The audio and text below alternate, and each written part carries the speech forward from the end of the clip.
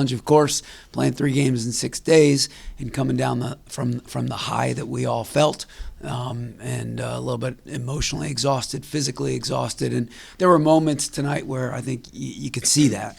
But again, it takes guts and courage. And there's a reason why these two were picked to sit with me right now, because they changed the game. Abbey's goal in the first half changed the game, and Taylor making that play on the second goal changed the game further, and then Taylor's goal and third goal of the game, like I said, put the thing away. So fortunate to have these two kids on my side, and happy to be moving on. We'll take questions for Coach or student athletes. Coach, first, just congrats on the win. Can you just talk about the environment tonight? Obviously, just a rocking crowd. What do you have to say about the environment tonight? Phenomenal. And, we're up 1-0 at halftime, and you knew that they were going to come out and impress us and make it hard and all of that. And our kids had to find the energy and emotional and physical energy to do it again for 45 minutes. And we gathered them right before they did their little running to start the second half, and we had them all turn around. We said, turn around, look up, right? That's pretty darn special. There are a lot of people here that came to support you tonight. Let's give them a freaking great second half. And so thank you to Vol Nation for showing out. It meant a ton to these kids. Carl, we'll start with you. Brian, you guys broke the season record for most wins in a season. How does it feel just to look back and realize what you guys have accomplished? It's phenomenal. I actually got an assist from Joe Kurt, my assistant, because in the post game I forgot, which I usually don't do. I'm usually pretty good about that stuff, but I was a mess actually. In my whole post game talk, I was all over the place. Maybe that's just from relief and excitement, but it's a big deal, right? And we talked about it going into this game, that they have an opportunity to put their names kind of in history. And anytime you get to do that, especially in a storied program like this, it's a big deal. It's a big deal. And, 19 wins against just 2 losses, that's a special season. And the team that won the 18, at least one of the teams, might have been, Kim, were there 2 teams that won 18 or just 2018? No, talking about 18 wins, right? I know the 2018 team, obviously, I know them well. They were a darn good team, right? And this group just eclipsed that win total. And we've got a couple kids that were on that team, and we have a number of kids that watched that team, and they all know that was a pretty high benchmark. And for this group to have eclipsed that, especially this one, she was a freshman on that team. She knows that's a pretty darn big deal, and that's a forever thing until we give it a shot to break it next Friday. This is more for Abbey. This is now your second goal of the season. Noticing you don't score much. How exciting was that to score your second goal? And what kind of a momentum shift was that leading into halftime?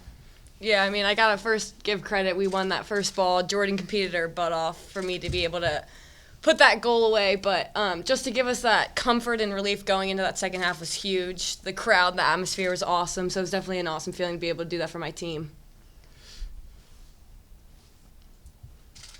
Start with Tom. Abby, I think fans that have followed this team all year long, they see it and they appreciate it. But can you just talk us through, so 2 questions. First, talk us through just your mindset when you're out there, because I think fans have come to love just that bulldog mentality. And then secondly, after that, could you just talk about the season that Taylor's had as a freshman? Yeah. I guess my mentality, I just compete. I think I've been told I have little regard for my body in a way where, I don't know, it's just I've kind of always been complimented on my passion to compete, and I've just always carried that with me. So I think that's kind of the anchor I hold for my team. So if I can just use that to inspire my teammates to compete like that, then I'll keep doing it. And obviously Taylor coming in, as a freshman has been huge for us, just her confidence out there, her ability to take people 1v1, and just when I'm playing out there with her, it's not like I'm playing with a freshman. It's like I'm playing with an experienced player. She listens well. She knows what she's doing, and she scores a few good goals. So no complaints here. But yeah, awesome teammate. Love having her out there with us. Taylor, I noticed you got a taste of forward tonight. How did you feel up there? Was it a little weird for you? Actually, in club, I only played forward, so I didn't have experience in the midfield coming in. But so it kind of took me back to the internationals experience of just like having the ball through and running onto it. So, I mean, like, I kind of knew what I was doing a little bit, but, I mean, it was fun to play forward again because I like to just get the ball up and then get to run and, like, cross the ball in. So it was nice playing that. If she could probably hide me in a closet during games and just go and play up top, she would. But we need her in the midfield, and certainly as a freshman playing where she's played all season, and to have the kind of numbers she's had, it's a big deal. And then in whatever it was, 20 minutes up top, to get a massive goal and a massive assist also shows you that she's pretty darn good when she's in a central position closer to goal. This question's for anybody, but just how big was that second goal from Carol Ellis to kind of get you guys moving momentum-wise? And obviously the third goal came right after that, but how big was that second one? I can answer.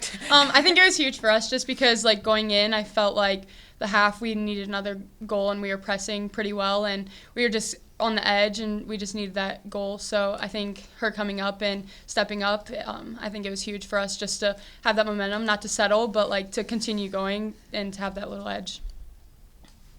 Coach, you have an injury update on Mackenzie Georgia. What kind of happened with her? I saw her come off the field. Yeah, just a little muscular thing.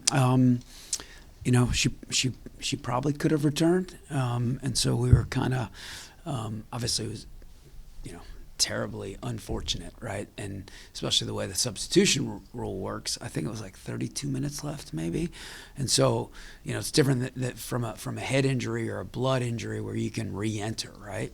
But we had to take her off. We had to be safe, especially with the muscular thing. And then our trainer Greg Middick said, if we need her, she can go. But obviously we need to stay on the side on the air of caution. And thankfully these guys put the game away. And Mackenzie George, she's gotten some knocks in her couple years here. And she's a blessed girl, athletically and strength-wise. She's ridiculous, and her body, even when she gets those nicks, her body, she's got something going on. I don't know what it is. I'm not going to act like a doctor, but her body heals quickly, and so hopefully, knock on wood, that will be the case over the course of the next week. Coach, just what does the next week look like for you in terms of how long do you wait to recover, and then when do you start looking forward to your next opponent? It's a good question.